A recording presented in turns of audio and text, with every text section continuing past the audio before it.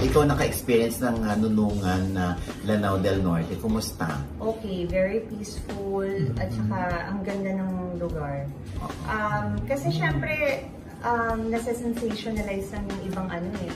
Yung, alam mo na, lagi natin nakikita sa social media. Pero marami pa tayong ibang lugar sa Philippines na hindi na-discover like itong Nunungan. Oo, Nunungan Lake, ang ganda. May floating restaurant. Wow! Pero safe. Safe. Oh, safe. Walang Minsan kasi shark. na. Wala shark. Safe, malakas na lang sa ating Oh. Victoria. Yung peace and order, okay. Oo, okay siya. Okay siya. Oo. Eh, ba't nga ba napunta si Miss Ara doon?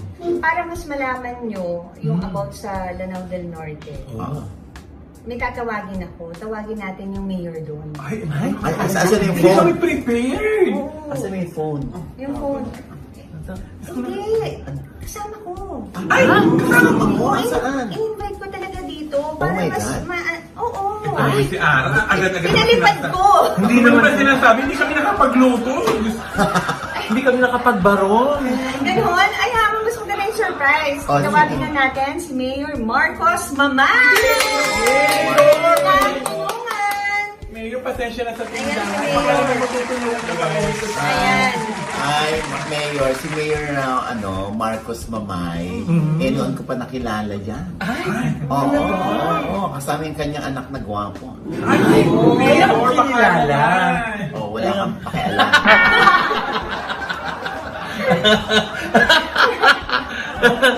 Oo, ayan din. Alam mo kayo si Mayor, masalimuot din ang buhay niyan eh. Kaya pala naging pelikula ito. Oo, ito yung biopic. Na ginawa mo, yung biopic Yes, ni yes. Mayor Mamay. Ako yung asawa ni Mayor Mamay. Sino gumanap? Jerry Craval. Si Jerry Craval. bongga. Oo, Mayor. Oo. Siyempre, paano naiiba yung kwento ni Mayor Mamay sa kwento ng ibang mayor? Actually, being as an elected official, no, at the same time, tayo po yung president ng lahat ng mayors ng Lanao del Norte. At the same time, national vice president po sa lahat ng mayors ng Pilipinas. So, yun po ang siguro kaibahan natin kasi nagagawa yung scope po ng trabaho natin buong Pilipinas na po. So bakit po ginawang biopic ang inyong kwento? Ano po bang kwento ni Mayor Mamay na worth na panoorin ng mga tao?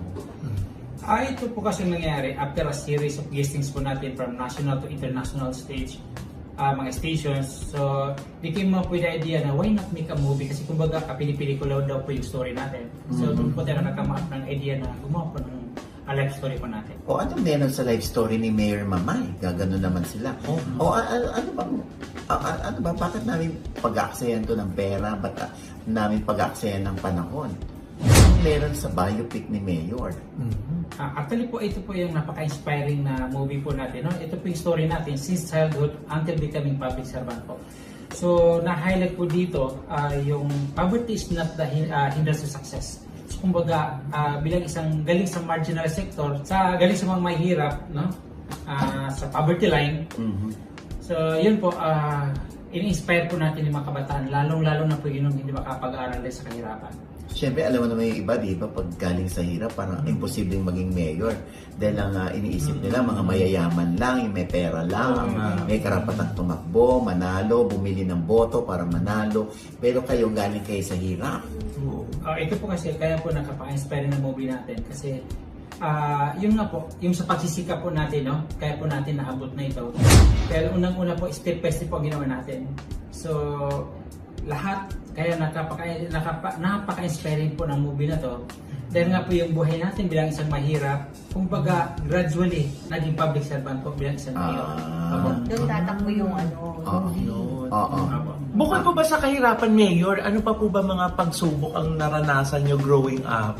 Yun nga po, isa pang na-highlight po sa movie na to, ito po pagkakaroon natin ng family feud o RIDO, yung ubusan ng lahi, na na-highlight po para po Mayor. maintindihan po sa buong mundo. Opo, ano po yung RIDO na naging Rido ang tawag. yes, RIDO po ng mga Muslim, RIDO po. Yun yung parang naging kultura na ba tawag dito? Yes, kultura ng mga... Oo, na nag-uubusan ng lahi. Opo. Angkan laban sa angkan. Opo. So parang normal lang na mapatay mo siya tapos hindi ka manidemanda, hindi ka makukulong, ganun? Yun nga po, dahil siguro sa kakulangan ng edukasyon, kaya nangyayari po. Kaya nga from time to time po, pinopromote po natin yung education para po maintindihan po kung gano'n po kahalaga yung buhay. Ay, ang ganda. Bakit po, of all actors, ay si Jeric Raval ang napili niyong gumanap bilang si Mayor Mamay? At bakit din si Ara? O nga po, actually kasi, ang movie na to, partly, meron po siyang action. Kaya po si Jeric Raval kasi, at the same time kasi, naging kaliti po tayo ng Philippine Military Academy sa Baguio, kaya nagkaroon po tayo ng shooting sa Baguio. So, which is, kumbaga, appropriate si Jeric Raval sa role niya bilang isang action study po. Oo. I'm sure kasi masyado yung advocacy yung edukasyon. So ano to, mapapanood ba to ng mga estudyante sa mga sinihan o sa schools? Yun nga po, kaya pa tinapo natin ang DepEd. Kasi yung pong, pagka-educational kasi yung movie na to eh. So kumbaga nakaka-inspire po sa mga kabataan. Na yung lalo-lalo na po siya, hindi makapag-aral din sa kahirapan. So, inspiring movie po to para sa kanila. Dito ba ay pinakita kung ilan ang anak, ilan ang asawa dahil isang Muslim si Mayor Mamay? Anyway, isang asawa lang tayo po. So, kaya hindi na po na. Although sa mga Muslim po, hindi hanggang 4, pero sa tayo po nag-isa pa lang. Wala namang ano dun sa movie. So, makita namin din ang ganda ng Lanao del Norte Mayor. Yes po, knowing the fact na ang municipality of Nonongan po, very potential when it comes sa ecotourism po sa buong Lanao del Norte. Marami pong potential. In fact, meron tayong Mount Inayawan National Park na naging ASEAN Heritage Park po. Recently na declared po. So itong pelikula niyong Mamay, A Journey to Greatness, Yes. na Marcos Mamay story, meron po ba itong premiere night?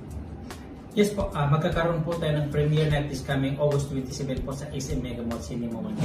Ayan. So anong oras po ito? 6 p.m. onwards po. Ayan. Ayan. So invited niyo ba sila?